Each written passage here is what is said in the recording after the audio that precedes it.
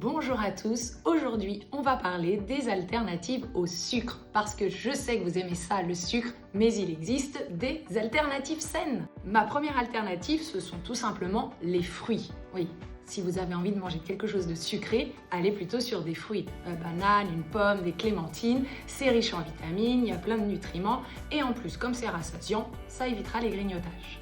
Mon deuxième conseil, un peu plus gourmand, ce sont les fruits secs, les fruits séchés, des dattes, des abricots secs, des figues sèches, des raisins secs. Là, on est sur un fruit qui ne contient plus d'eau, qui est très riche en sucre, mais qui contient quand même des fibres et quelques vitamines. Donc, on est sur une alternative plutôt sympathique. Vous avez faim, une petite poignée de raisins secs et on est bon. Mais attention, comme c'est du concentré de sucre, on n'abuse pas tout de même. Troisième astuce, une petite envie de sucre pour les amateurs de chocolat, je vous parle chocolat. Préférez du chocolat noir à plus de 70% de cacao, qui est certes plus gras et moins sucré que du chocolat au lait, mais qui a un goût plus intense, qui fera que vous aurez envie d'en prendre moins et qui en plus contient beaucoup d'antioxydants, ces petites molécules qui permettent le ralentissement de vos cellules.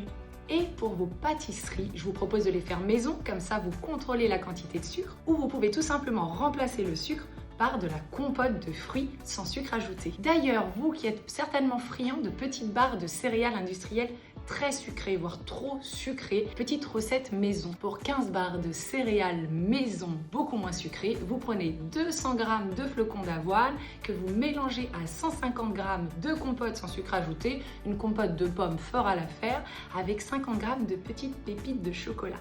Vous mélangez tout ça, vous mettez 4 cuillères à soupe de sirop d'agave, parce que ça a un indice glycémique plutôt intéressant. Vous allez concasser des noix, des noisettes, vous allez mélanger à tout ça. Vous mettez dans des petits moules type financier au four 180 degrés 20 à 30 minutes et quand c'est cuit, là vous n'avez plus qu'à faire fondre un petit peu de chocolat noir à plus de 70% de cacao. Vous mettez dedans les barres de céréales, vous avez compris, vous allez faire un fond de chocolat, vous retournez ça sur une petite plaque que vous pouvez mettre au réfrigérateur pour que ça durcisse et que vous puissiez consommer ça tout de suite. Enfin, si vous voulez d'autres substituts de sucre que le sirop d'agave, vous pouvez utiliser du miel par exemple, éventuellement de la stevia ou du sirop d'érable. Bon, vous me promettez, vous mangez moins de sucre.